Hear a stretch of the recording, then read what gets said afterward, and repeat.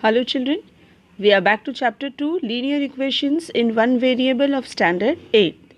We have been studying about exercise 2.2 which has examples that are real life examples, and we are solving those real life examples using the concept of linear equations in one variable.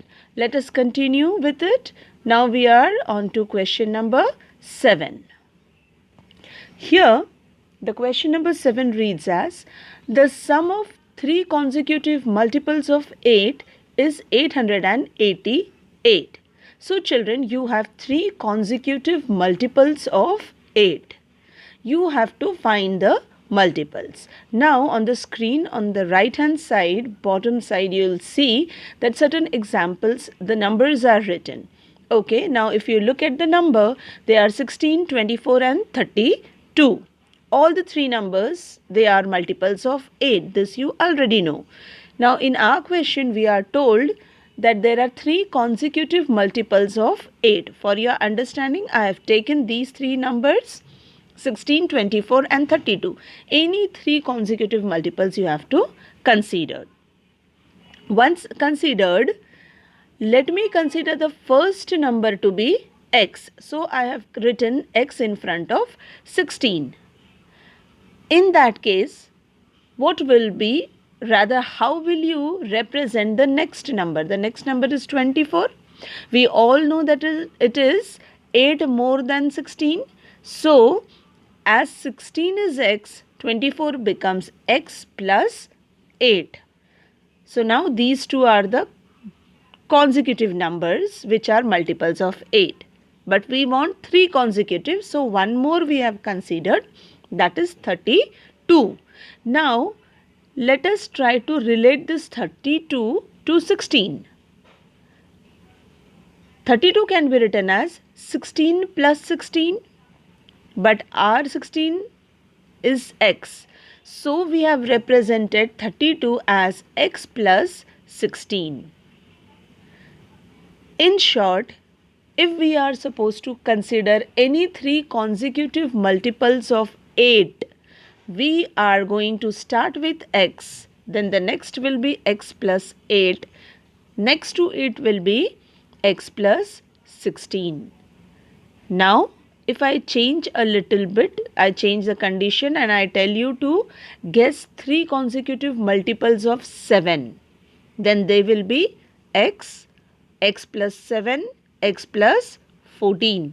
I hope you understand the thing now. Now let us come to this question and proceed. This is how we are supposed to consider the three numbers. Next, we are beginning with the solution. Let the three consecutive multiples of 8 be x, x plus 8, x plus 16.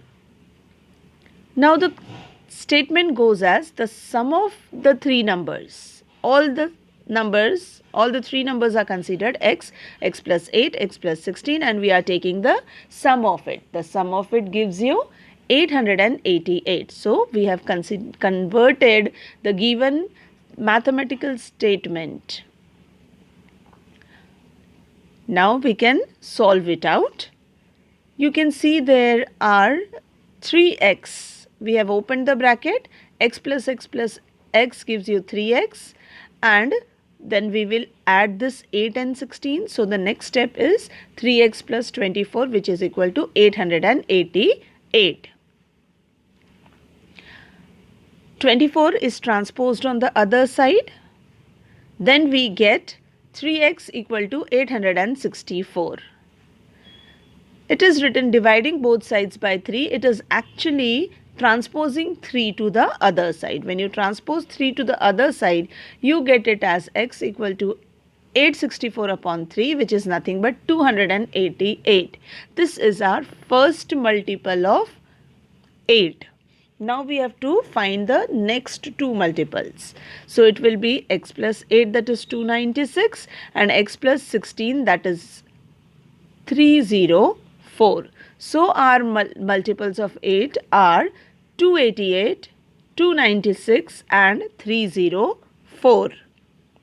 With this, we will proceed to the next slide.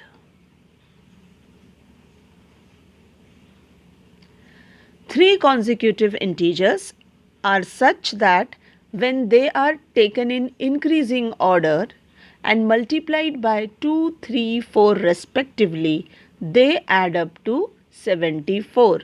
Find these numbers. Now, there are three numbers and they are consecutive integers. Whenever we have three consecutive integers, we consider them to be x, x plus 1, x plus 2. And we have already written them in the increasing order, because if you check the number, you will come to know that this x is the least of it, then x plus 1, x plus 2. We are considering the positive numbers only. Now, we are multiplying the smallest, that is x by 2, then x plus 1 by 3 and x plus 2 by 4. That is told in the question. So, 2 is multiplied to x, 3 is multiplied to x plus 1 and 4 is multiplied to x plus 3, and their sum, that means we are adding them, sum gives you 74. The rest is all mathematical. Open the brackets. You have 2x plus 3x plus 3 plus 4x plus 8, which is 74. Next, you get 9x plus 11 equal to 74. You can add them on your own. 11 goes to the other side, it is transposed, and you get 9x equal to 63. So, x will be equal to 7. Here we have transposed 9 to the next side. Now, our first number is 7. Consecutive numbers we are supposed to find out. So, the next number will be 8 and next to it 9. So, the integers are 7, 8 and 9. Next, the ninth question. The ages of Rahul and Harun are in the ratio 5:7. So, you can see Rahul and Harun over there. The smaller one, younger one, 5 times, and the elder one will be 7 times. Relation is given between their ages 4 years later. So, we will come to that point later on. We are supposed to find out their present ages. Now, since the ratio is given, we are going to consider a common factor and we are going to multiply it. So, let the present ages of Rahul and Harun be 5x and 7x, because x is the common number that is multiplied to 5 as well as 7. Now, we are supposed to find out the ages of both the children 4 years later. So, 4 will be added to both the ages. Rahul's age after 4 years will be 5x plus 4. Harun's age 4 years later will be 7x plus 4. Now, children, it is told that after 4 years, the sum of these two ages, it will be 56. So, we have to add these two numbers, 5x plus 4 and 7x plus 4. So, the next statement gives you this sum is equal to 56. The next steps, they are all mathematical. Open the bracket, add similar terms, and this is what you get. 12x plus 8 equal to 56. 8 is transposed on the other side and you get 12x equal to 48. This is how you get x equal to 4. That is the common number to be multiplied is 4.